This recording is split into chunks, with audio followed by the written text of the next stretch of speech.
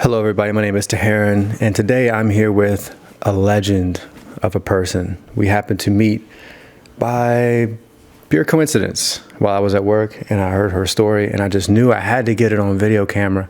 I had to get the story out there because it's an incredible story of pain, of loss, of self-discovery, and triumph, ultimately. And it's inspirational to me because I know that all around us, everywhere, there are heroes walking around. People who are capable of incredible things, who are going through incredible things, and who are just managing, and who are just kicking ass with life. And you're one of those people. So I knew I had to sit down with you and talk with you about your story. Now, the format of this is going to be a little bit different. This is our second time that we try to get this right. The first time, there were some audio issues, but this time we're going to do things a little bit different. I really just want to get your story. I want to give you an opportunity to get your story out there the way that you want it. So I'm going to try to step back a little bit more this time and just ask open-ended questions, and you tell your story however you want to tell it. Okay. All right. So for anybody out there watching currently, thank you. But also, this content is gonna go into some areas that might be sensitive for some people. We're gonna be discussing suicide in this particular instance, which is for a lot of people very touchy. So if you don't like that kind of content, this is not for you. Maybe go watch another video or something. But I do urge you to sort of like try to stay in here because, as I mentioned before, this is an incredible person who's gone through a whole lot, and the story alone is just incredibly valuable and interesting. So, LeAnn, thank you for allowing me to talk to you for the second time. I really appreciate that. Yeah, I'm really excited to have you here and Cool. to continue this conversation. Yeah. I read your book, incredible book. It's over there. I'll bring it out later for the camera. I'll post a link to it as well underneath. It's an amazing book. Where do you think we should start for this? Do you want to start with Andy? Do you want to start with you? Where do you want to start? Well, for me, this really is about me after Andy passed. So it really begins there. I mean, the life before Andy moved to heaven, was fine. No real specifics other than just a nice family, nice life, the normal struggles of this, that. But that change when Andy moved to heaven was, wow, that was pivotal. Can we talk a little bit about Andy and what kind of person he was? Oh gosh, would love that. Because in your book, this guy is Superman. He's incredible. He's a pitcher, and he's being looked at by some pretty serious people in the baseball industry. Yeah. And he's legendary, it seems.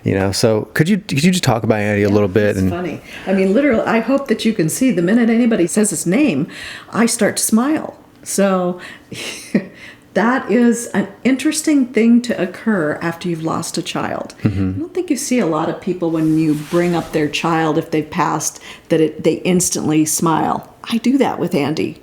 I instantly smile with him. So he was just so full of life. My fourth child, long after the other three kids, came later, and just fun. He was one step short of being an Eagle Scout. He was a youth leader at church, loved going to church, which is unusual for a teenage boy, and he had a lot of friends that went with him. He went to summer camp, winter camp, church camp. He could do backflips on the wakeboard. He loved snowboarding. He loved just skiing, every activity, riding his bicycle you could possibly imagine, and he was a really good athlete. So it's kind of funny because when you have a good athlete as a parent, you always question, well, am I thinking that he's just good because I'm his parent, and maybe he's not really that good? But it became really evident later on that Andy was really good. Do you want to stop for a second? No, we have a cat visitor. It's okay. The cat can stay.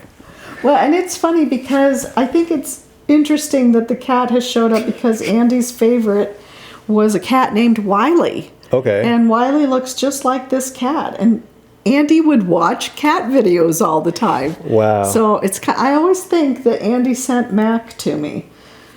Anyway. Well, I love cats. I wish my cats were as chill as your cats. Yeah, he's very affectionate, and I like that. I like that he snuggles up here next to me.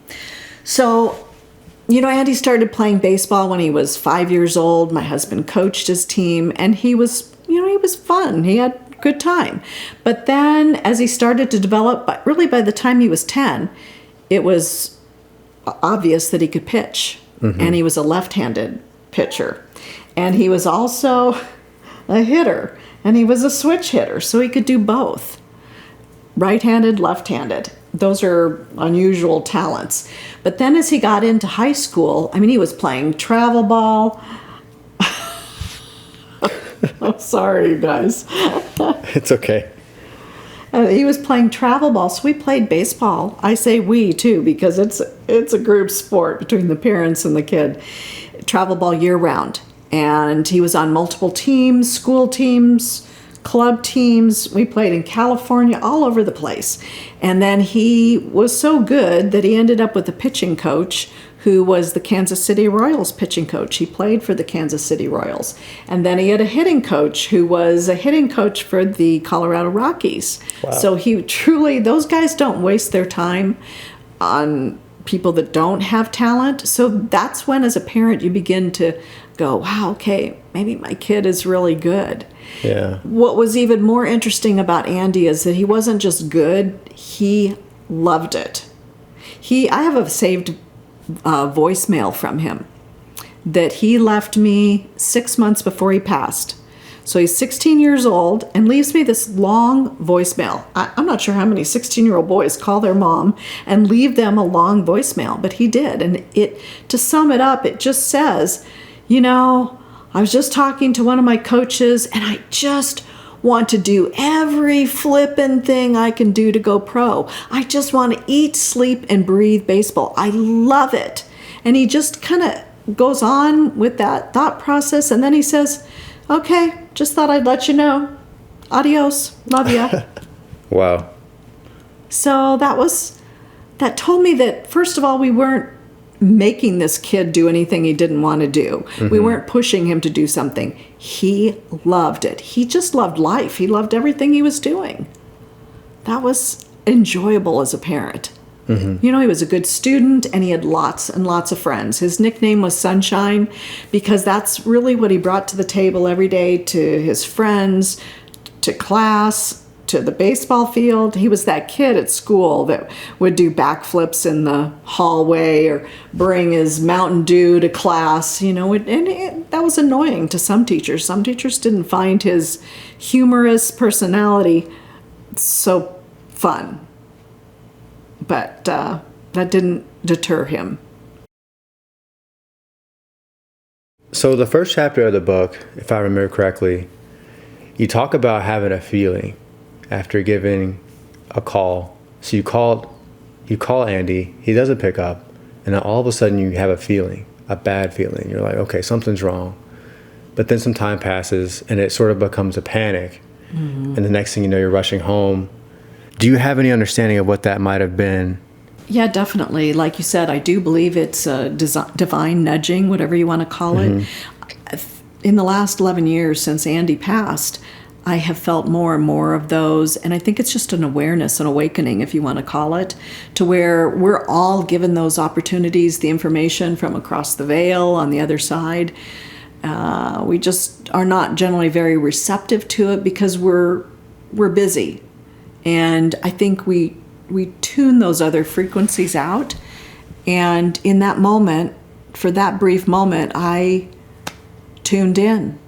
You know how you get that gut feeling sometimes, and we just say they're a gut feeling. Oh, well, this doesn't feel, or that doesn't feel right, or this feels good. I think those are gifts from the other side of the veil. I really think we have a lot of support, help, whatever you want to call it, from the other side. And I certainly, without a doubt, had that happen that day, because it was a very unrealistic, over-the-top kind of reaction to him not answering his phone. It wasn't a long process. It was literally within probably 30 minutes, I closed my computer and I was on my way home. It was that quick. It was that sudden. It was that urgent. Yeah, and it's almost like you knew immediately that life was different. I did. Something's not quite the same as it used to be. And so you're pulling up. Yes. What do you see as soon as you get home? First responders. So my house is surrounded by fire trucks, paramedics, deputies, and I couldn't even get in all the way down my driveway to my house. So as I'm driving down the street, the first responder, the deputy, comes running out to stop my vehicle because he obviously knows it's me and doesn't want me running into the house. Mm-hmm. So there was one detail I never got, or at least maybe I skipped over it in reading the book. How did who discovered him initially? How did people find out, like before you? Right. So my husband was working out of state, and I'm busy. There are a lot of people, a lot of my family members are living in my house or running a business out of my house. Life is really busy. And so I had hired a cleaner to come to the house. Oh, okay. And I couldn't meet the cleaner there because I was working. And so I asked a friend of mine who was retired, and I asked him if he'd go meet the cleaners. And he was he knew Andy really well, very good friends of the family. And so he came to my house and saw Andy's truck out front, and just, and he thought it was kind of interesting that Andy's driver's door was left open. So Andy had pulled up to the front, left the truck door open, and then gone on in the house. And so my friend just walked on in the house and called out for Andy, and Andy didn't answer, so he walked back to Andy's room and found Andy. Gotcha. He called the cops and stuff. Yeah. And so he called 911. You pull up, there's a ton of people outside, they're doing their thing. What do they say to you? How do you react? I said, "Where's my son? Where's my son?" I yelled, and the deputy said, "He's dead." Just like that? Just like that. Nothing else. And I recently spoke to a group of first responders at the Phoenix Police Department, and that was one of the things that I told them that was really important for me, and maybe a tool for them to recognize the value of that. That deputy, the fact that he didn't elaborate and give me a bunch of other words, he didn't touch me either. I didn't want anybody, when you're in that much pain, that intensity, I fell to the ground and I'm screaming. And he just witnessed it. He didn't interfere with it. He didn't try to stop it. He just witnessed and stayed there until I stopped screaming. He sat on the ground with me and stayed. And how much I appreciated that. I couldn't have processed a conversation with him. I didn't need any more information other than what had happened. And it was just the guttural human response to something so tragic. And so you mentioned that within a day or two of it happening, you decide to stay at home. You didn't leave your home. So, or maybe I'm missing a detail here. An hour. An hour? Well, we couldn't even, they wouldn't let us in the house. Okay. And so they told us we could go to the neighbor's house, and we were good friends with the neighbors. So we went to the neighbors while the coroner, everybody, medical examiner, and everybody was examining the scene and taking care of Andy. And around 10 o'clock, the deputy said that they were finished and that we needed to go find someplace else to stay. And I said, "No, we're going home." My daughter was living with me, my grandkids, and he just kind of looked at me, and I said, "We're going home." And he said, "Well, don't go into Andy's room until after the restoration people come." And I thought, okay, I'm not masochistic. I get that. Right. So we went home. We started our route home, walking back, and my first hurdle, other than the words "my son is dead," is addressing my son in a body bag in front of my house. So I've talked about that a lot lately when I do speaking engagements, because it's very hard for an audience to hear that. I'm sure it's uncomfortable for you even to imagine that. for me, I'm no longer in front of the body bag. So I could talk about that without it really impacting me, because I've done a lot of hard work to view that now from a different perspective. It's not that I don't see it. It's not that it didn't happen, but I'm no longer there in my processing of it. So it's not attached. I'm not attached to the emotional part of it. Right, right. But, I wrapped my arms around Andy and went on in my house, and I have had the gift of sleep since day one. I have been able to go to sleep. I do vaguely remember around midnight that I heard some commotion in the house, and that was the restoration people in Andy's room. And then I woke up at about 4, and I knew they'd been there, so that's where I was straight to Andy's room. They say the hardest part of having a broken heart is like waking up the next day. Yes, it's shocking. And that reality sets in, like, oh, this wasn't a dream. It literally takes your breath away, and you wonder, you're thinking to yourself, how am I ever gonna survive with this feeling that's the most horrible feeling you can ever imagine? How do you go on living after that? Mm-hmm. And it's just one little moment at a time. That's really what it is. I think that we are gifted with the blessing of shock. It's truly a blessing. And I think that is what allows you to put one foot in front of the other, at least in particular until you get through the memorial service, because there are things that have to be done.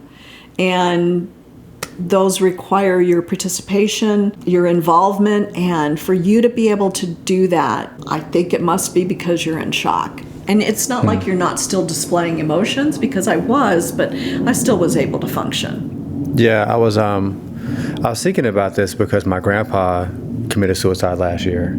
So he passed away that way as well. And within like the first few days, it was all so fast. My mom had to go through the funeral and do the estate work and all of this. It was all so sudden. And at the time I was mad. I was like, why are they making her do all this so quick? But then I was reading your book yesterday and I was like, okay, I understand. This is probably the only time where people are actually able to do these things. Yes. Because this shock period is not long. And after that, it's like, boom. I would tell you that shock, in one degree or another, probably lasts for the first year. Okay. Because you're anticipating that first year, all of the major milestones. When is that person's birthday? What are you going to do at Christmas? What are you going to do at Thanksgiving? What are you going to do the next? You're anticipating the 1-year anniversary of their passing. All that first year, how do I get through each and every one of these things? Mm-hmm. So some of that carries you through that. Thanks for clarifying that. I've never lost anybody that close. I mean, I've lost family members and stuff, but nobody like in the immediate family. So all I knew is when my grandpa died, I was out of commission for like 2 weeks. I couldn't get out of bed, just laying around. And I can only imagine, like a child of mine. Yeah. It's very physically, the connection between the emotional process and the physical is so real. Mm-hmm. It's one of the things that people don't understand, the challenges with mental illness or depression or any of those things, is the physical impact that those mental and emotional processes have on you, actual physical effects. Yeah. So it's the next morning. Mm-hmm. You wake up, the room is there, they're finished in the room. Do you walk in the next day or? Oh yes, I go straight to his room. His room is right across the hall from my bedroom. So my daughter's standing right there at the door, and she looks at me and she said, "Mom, I painted a blue heart over Andy's blood so that you wouldn't have to see it." And so in the book, I show this picture of this probably 3 foot in 3 foot wide, whatever, heart that's painted on the concrete. And Andy's bed is still there. And that was a special bed for Andy. He loved that bed. He picked it out. And so my daughter was like, I made sure that they didn't take that away, because they want to take everything away, the restoration people. They would love to just come in there and not leave you with anything, and she wouldn't let them. So she really stood guard for me that night in making sure that I was taken care of and Andy was taken care of. I thought that was very brave of her to do that. Yeah, I think that was incredibly brave as well, because like you said in the book, I don't think anybody wants to see that. No, and it was an intimate act for her, between her and her brother too. She was very close to Andy, so I know that she felt like spending time in his room doing that was spending time with him. And so the first week or so, what was that like for you? Because you mentioned the shock in the book, and I understand that this is a different kind of pain that you're dealing with in this first week or so. But the community also knows, so yes. Everyone around you knows, not just you, but the whole school and all the parents and everyone. Yeah. Are people showing up to your house, or can you go out in public? What's it like for you that first little while after that? Yeah, Andy was a beloved member of the community, and a lot of people knew him. So, I mean, at his memorial service, there were 2,500 kids. So there were a lot of people in attendance, and all the schools were notified immediately of what had happened, all of the baseball, the teams, all of the friends. And so that very next day, his friends started to show up at the house. Mm-hmm. And that was so helpful. It was really important for me because one of my first concerns, literally within an hour, a couple hours, because they showed up the night Andy passed too. They were at the neighbor's house. They couldn't come to our house, so they showed up at the neighbor's house. And they were all sobbing and crying. And I found myself concerned for them and wanting to make sure two things: that they knew that Andy loved them, mm-hmm. and that it was important that they didn't follow in Andy's footsteps. So that concern for others always was something that propelled me through my own grief. It gave me a purpose. It gave me a destination for my pain. It allowed me, rather than just sitting at home and having this void, these kids invaded my life. Mm-hmm. And they weren't afraid to either. And I found it astounding that their parents let them come over to my house. Yeah. I think even myself as a parent might have been afraid for my kids to go over to another kid's house who just took his life. What kind of a house is that? What kind of an environment is that? But they came and they went straight to Andy's room. I find that interesting.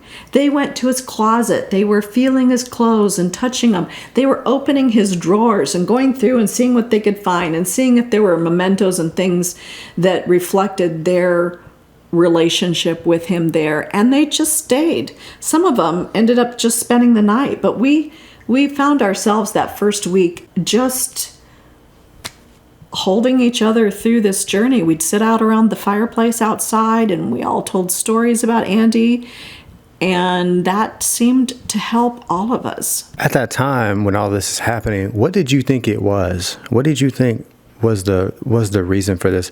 Before we actually get to what the reason truly was, what did you think it was at this time? In that first week, I don't think I thought it was anything. I hadn't. Your brain's not able to process that. So not even any way possible. And then, there were some circumstances, some things that were going on that I would have possibly attributed what happened. But it was just so out of the blue that thinking about how this happened to Andy, I didn't go there for a while. I couldn't. It was probably a couple weeks before you begin to go, man, what happened? What led up to this? And then I started to piece some of the things together, and through the next couple of months, and then all the puzzle began to fit together, and I understood what had happened. How did that really affect the rest of your family members? Everybody was living in different parts of the country. I have two boys in the military. One was in the Persian Gulf. One was up in the north part of the States. My husband was up in the north part of the States. So just getting everybody home didn't happen immediately. I mean, one of the sons, it took a couple of days to get home. The Red Cross had to find him where he was serving. He was deployed, and the other one drove nonstop. So it took him about 24 hours to get home. My husband had to find a flight home. So all of those things, and then then your focus is really on the memorial service. That allows you, that focus on the memorial service does allow you as a family, because nobody's really asking questions about how this happened or what happened or anything like that, because you're all too stunned. So you're just in this, everybody's in this state of shock, and you're just spending time together. That's really all you're doing. Yeah, I do think that, and I've experienced this directly, I think asking questions like what is something, how something happened, why something happened is low-key a luxury, because it sort of implies that everything is okay, but then life has this sort of way of sweeping that out from under you. And in these sort of situations where things are really intense, why, how, when, where, all of these questions don't really make sense. You're just here. Yes. In the present moment. I had a divine gift right away, and that helped formulate the path for me forward in those why questions. So when I was at the neighbor's house right afterwards, and I went into the restroom the very first time, and I looked in the mirror to reconcile that this had really happened to me, to my family, that it wasn't some horrible tragedy that I was reading about in the newspaper. And I looked in the mirror and I said, I will praise you in the storm. I'm a woman of faith. And that was my decision about how I would proceed with this, that faith isn't an emotional process. Faith is a decision. And what better time to utilize and display your faith than when you're dropped to your knees, when everything shatters. And so that was my acknowledgement that, yes, I am that woman of faith, and I'm going to praise you in the storm. And I said the next thing, I'm not the first mom to lose a kid. And so that answered the why question. Because instead of asking why, I could have easily, I recognized you can say, why not? Who are we to think, why not me? So instead of asking why this happened to me, my mind instantly went to all of the other horrific things that go on in the world. Who am I to be so sheltered to think that I live in the world, I'm a human, that I would never encounter tragedy or trauma? It just happens to the rest of the world. Why not me? So that answered that then and there. I never asked again. That's really powerful. At what point did you start to sort of like, because you said you're a woman of faith, did any of that faith start to erode at any point? Did you start to question your beliefs and your religion and things like this in the face of this trauma? I never questioned my connection to God. I left the church. Why did you decide to leave the church? Because they, for my experience, were the least helpful.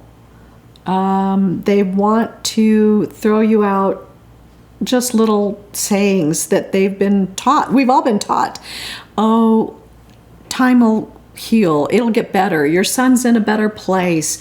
God must have wanted him. God had a plan. God this and God that. And that didn't change my reality. It's so easy for us to throw out those little anecdotes to someone else when we're not impacted. And so they can do that so carelessly.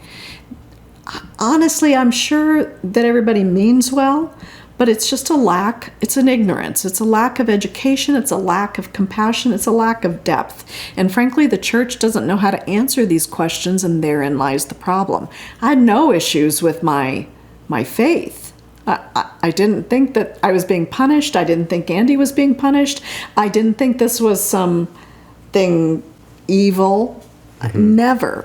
But there are divisions of the church that would tell you that this is a mortal sin, and that this is an unforgivable sin, and that maybe he had evil things happening to him. So the church can be kind of kooky at times. Right. And I didn't need that. I needed to live. I needed my family to be okay. I needed Andy's friends to be okay. And if that wasn't going to help me on my journey forward, then I didn't need that. I had my faith. I didn't need any of the to do battle with or to try to process, what does that mean,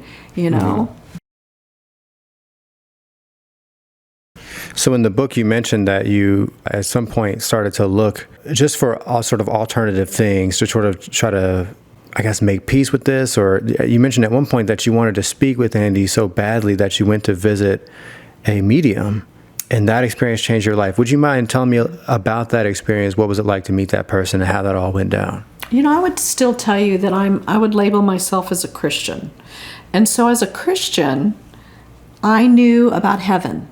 Mm-hmm. And I wholeheartedly believed that my son was in heaven. But the heaven that we're taught about in church was never going to be enough for me. It was too vague. It was too far off. It was too ethereal. My kid's 16. He plays baseball. He does wakeboards. He's fun. He's funny. What the heck is my kid doing now? That's what I wanted to know. What is a 16-year-old kid doing in heaven? Mm-hmm. It was such a strong reaction on my part that, many people say rest in peace. Yeah. I'm like, there's no way my kid is resting in peace. So we put on the Facebook, we created a Facebook page for him, and we put, instead of RIP, we put PIP, play in paradise. My kid was playing in paradise. Without a doubt, he was tearing it up wherever he was, and I wanted to know what that looked like. Gotcha. And so, you're not allowed to explore those other avenues within the Christian structure. It's a no-no. It's a definite no-no. In fact, I told a couple of my closest friends, and they were like, oh gosh, LeAnn, promise me you'll never ever talk about that again. Don't think about that. Don't ever it's of the dark side. It's evil. And I was so taken back by their response that I understood that they hadn't had that happen to them. It no longer held any credence.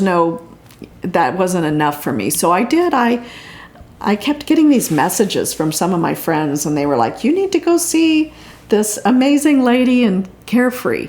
And so I did my background check of her. I'm still very hesitant because it's against everything that I've been taught. Oh, yeah. And so I took my daughter with me because I was nervous. I was afraid. Well, gosh, what if it is bad? What if, at least I'll have someone there. I didn't even tell my husband. Mm-hmm. So we went there in secret. She would have had no way of knowing any of the things about Andy. This is 30 days, maybe 40 days after Andy passed.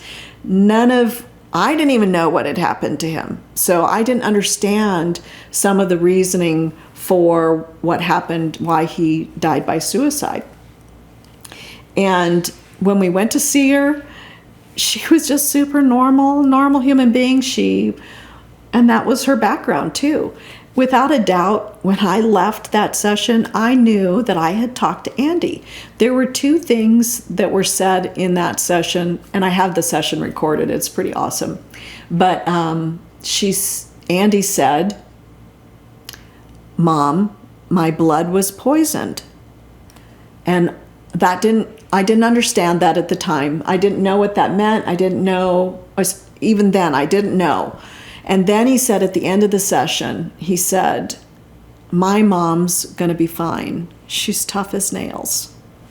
Now, when you were speaking with Andy, and I hate to cut you off, when you were speaking with Andy, were you guys channeling, or were you guys using some sort of board? No. How was this working? Yeah, she's a medium, and so I'm not asking any questions. Literally, she's bringing forth Andy or whoever shows up. It's not like she can say, she says, I have a young man here and then she stops for a few moments and she says, he's passed recently and it was tragic. And I said, yes, because that's what she said, just answer at the beginning, yes or no, to my questions, and we can process it that way. Okay. And so I'm not feeding her any information. She's taking notes as she's listening. So she's listening to spirit. She's hearing. I'm not hearing. Mm-hmm. She's hearing, and she's relaying the messages from Andy. My grandfather showed up there too, so that was fun. Okay, yeah. Cool. He was an avid baseball. He loved baseball, so it was really appropriate that he showed up too. But it was, and she gave me her notes. She let me record. I brought the recording home with me, and then I was able to listen to the recording more and more as time went on. Mm-hmm. And then I got a call from Andy's dermatologist. Andy had a pretty severe acne problem. one that we had been challenged with for probably a couple years, tried all different topicals, antibiotics, all different treatments. And so finally they recommended we try another particular drug. And so we tried it, and a lot of Andy's friends were using it, so I didn't think a whole lot about it. He handed me this pamphlet, this little trifold, and I had to initial by some of the things on the trifold that said suicide, psychosis, and depression are potential side effects. I didn't think anything of it. I initialed right by it. My kid's a happy kid. I'm a good mom. I'm really involved with my kids. I would know if there's something going on with Andy. And I asked him specifically, what are the side effects that could affect Andy? And he said, well, bone density could be, and then liver. And he said, but we're going to be doing blood work. He's going to come in here every month, and, have to have a little counseling session. And so I felt very comfortable. The dermatologist called me within a couple months after Andy passed, and he was kind of surprised that I answered the phone, and I was surprised that it was him and not the receptionist. And he said to me, I'm so glad you answered the phone, LeAnn. He said, I just want you to know that Andy was the most well-adjusted kid I've ever met, and I have reported it to the FDA that this drug has caused Andy's suicide. And then I knew what he meant by his blood was poisoned. Yeah. Then the pieces were like... And what was that like? When the pieces fall together, it's like a moment of just like, oh, I finally understand. Was that relief for you, or was it like... I felt like, what a shitty parent. Oh, I see, yeah. How could I give my kid that drug? How could I have not known? How did I let that happen to my kid? That's what I felt. We figure out there's this acne medication, which is the cause of his suicide. What happened the day of? How did he get? Because the first question, the immediate question, I'm sure everybody's wondering is, why didn't you sue the company? Yeah. Well, just so the acne medication, what it does, is it affects your ability to think clearly. So that was the interaction that it was having on Andy's brain.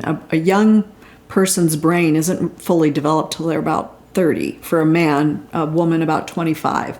And so, Andy's got half a brain.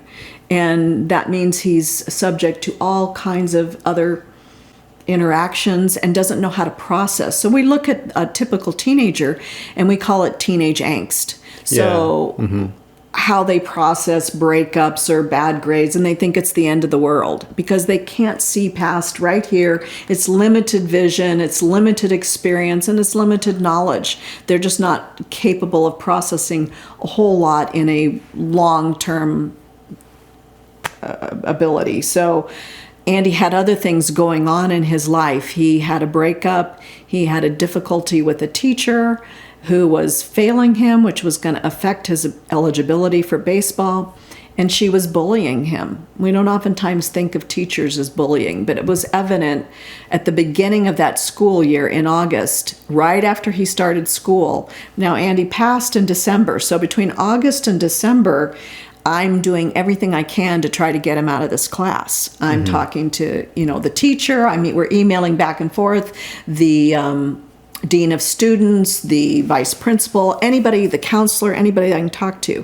And I'm getting stonewalled because they just don't take the kids very seriously. They really don't. Teachers always get the benefit of the doubt, whatever that looks like.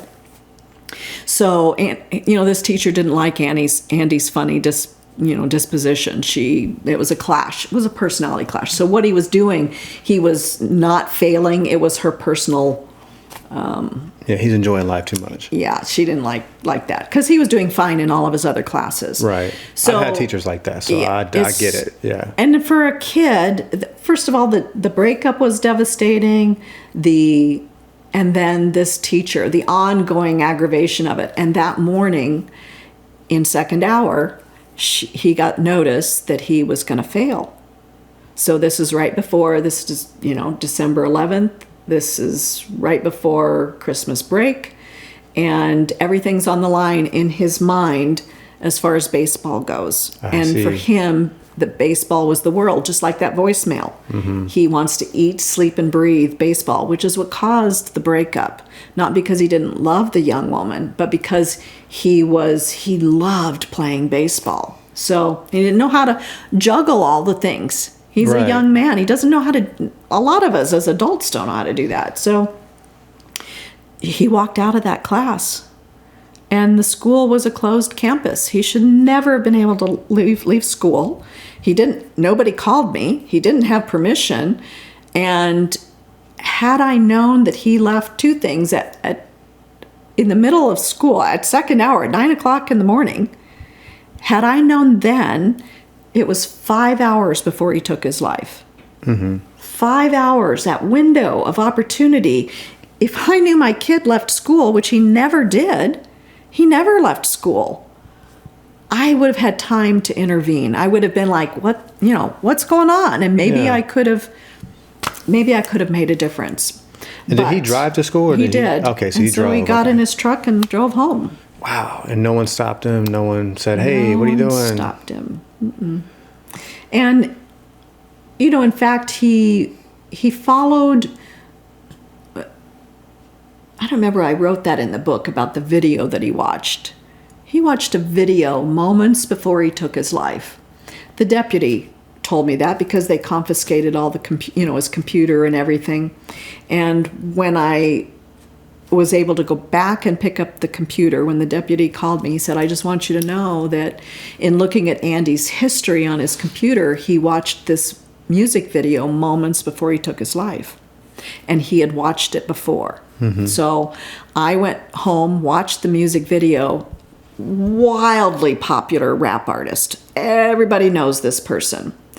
And this video depicts exactly what Andy did that day. Now, I'm not saying that video said, Andy, you need to take your life. But those videos, the influence of music and videos, especially in a brain that's not functioning fully, because it's not fully developed and is being impaired by a drug, it's very influential. And so it shows a kid who's heartbroken over a breakup. It shows him leaving a place and going and getting lunch at a Chinese restaurant. Andy stops and has lunch at noon at a Chinese restaurant. Wow. Gets takeout, goes home, and does exactly what the music video shows the young man in the video doing. Wow. So in Andy's mind, it's giving him permission to act upon his impulsive, impaired thought process. And so, suing. What do you do with that? There were a lot of things that I processed. Fortunately, all of this was happening over a period of months. And while all that was going on, the kids were still showing up at my house. And so that interaction with the kids was still going on. And that was important for me, that I could continue that journey with them. And then Andy's school asked if I would come and speak in front of 3,000 kids. So a door is being opened. I'm going to be able to go and deliver a life-affirming message within 4 months after my kid has died. They want me to come and do that. The principal asks me to come and do that. If I had sued, doors would have closed. Doors were opening. I felt like I didn't want to check because my kid had died. I wanted to make sure that I could do whatever was possible to deliver messages, to warn people about the interactions of drugs. I wanted people to understand what suicide looked like. I wanted to educate. And the only way I'd be able to educate is if the doors were left open. If I sued, I would never be able to open my mouth again. That wouldn't have accomplished anything. And this wasn't an easy decision. In the book, it says you spoke to quite a few attorneys trying to see what your options were. And it was a very sort of, how was that experience for you, talking to the attorneys and trying to figure that out? Well, some of them were really stupid. They were really, really bad. They would say stuff like, this is all within the parameters of normal. And I would tell them, when you picture your child within those parameters of normal, then we can have that conversation again. Right. But I met with this one who was such a blessing to us. And he said to me, LeAnn, I have the opportunity to actually be what my profession is designed to be. We're called counselors, not just attorneys. A lot of that profession, we want to counsel you. He said, I have the opportunity to counsel you. I will take your case. He said, I think that there's a case against the pharmaceutical company, but this is what it's going to look like for the next 2 years. And he said, my advice, here's an attorney telling me I would advise you not to do it. Yeah. And I walked out of there and knew I wasn't going to do it. And he said to me, let me know how I can serve you or help you. And so as the weeks went by, I called him back and I said, we had done a fundraiser, if you want to say, on Andy's birthday. So April 10th, just 4 months after he passed, we did a big fundraiser in an amusement park. And I brought in other nonprofit organizations that were suicide prevention groups, and so that we could have all the kids at this amusement park and educate them at the same time. And we raised $10,000. Wow. And I thought, well, that's awesome. Now what am I going to do? Right. And so I knew then I needed to form a nonprofit. And so I called my attorney friend and I said, I need you to help me do this. And he did that pro bono for us. He set me up with another attorney who did our trademarking pro bono, and has continued. He sat on our board of directors for years and has continued to be a resource for me. So this is where I think, this is where the blessings really just start adding up and adding up and adding up. When you start speaking in front of people, so you get this opportunity to go speak in front of 3,000 people, 3,000 kids. What was that like for you? And what did you talk about when you was up there? Well, I have that video on my YouTube channel, actually. And okay. You can actually watch that You Matter speech that's dated that way back in 2013. So, man, if I look at myself, that's a woman in pain. Yeah. That look on it's hard for me to even look at her because I feel her. You know, I can go back and I can remember what that felt like then. So when I tell you that I'm healed, doesn't mean that I can't remember. Right. I can remember. I don't stay there. That's the difference. So I felt like I needed to really deliver a message that was well thought out, that couldn't be misread, misinterpreted. It had to be very, very clear. And my message centered around, we came up with the core message that went on to be our foundation's You Matter. And how do I deliver? How do I let each of those kids know, this just happened in your school. This happened to one of the most amazing kids. If this can happen to Andy, you are all at risk. Yeah. And so that was what I wanted them to hear. Everybody is at risk. How do we look out for each other? How can we look beyond the masks that we wear every day and look a little bit deeper, ask a few more questions, and let people know that they matter to us in our lives? Because, gosh, that you may save a life by doing that. So you do the speech. It's incredible. I'm sure I haven't seen it. I didn't know it was on video. So I'm going to check it out after this. So you do the speech. It's incredible. You start this nonprofit, and then you're sort of going around doing these talks everywhere? Everywhere. Other schools, and then the newscasters. Because what happened was, and as if we fast forward, then come August, there were 33 suicides in the East Valley, all within like a month and a half. Just this, and so it was like, all of a sudden I'm a resource, which I always found very interesting. Why people would come to me and ask me for advice or help after apparently I failed. My kid's not here. He's died by suicide, and yet I'm that resource. So that what that did is it made me want to get more educated on it. If you're asking me, then I want to know the right things to say and do. And I started working on legislation, and the newscasters started seeing this, and they would come and they would interview me. I had my first interview by Lynn Sue Cooney with Channel 12, and she said, "You are our first interview on suicide. We don't interview about suicide because we don't want to glorify it." Wow. And I felt a huge responsibility then to continue delivering messages that were worthy of the interviews, because with every interview I did, I knew that it was just the ripples were just going out, and more people heard Rotary clubs and Kiwanis, and then it became military bases and school districts in other states. So it was amazing.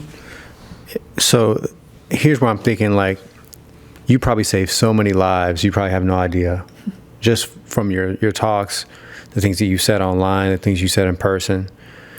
How does that feel to you, to know that you probably more than once have saved someone's life who was considering doing the same thing Andy did, maybe even for the same reasons?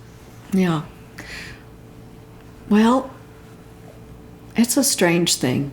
I'll tell you, I've had some of my friends, and they tell me that they feel like that was the reason. If there's a reason or a purpose that Andy died, it's so that I would do this and I would go on to do that.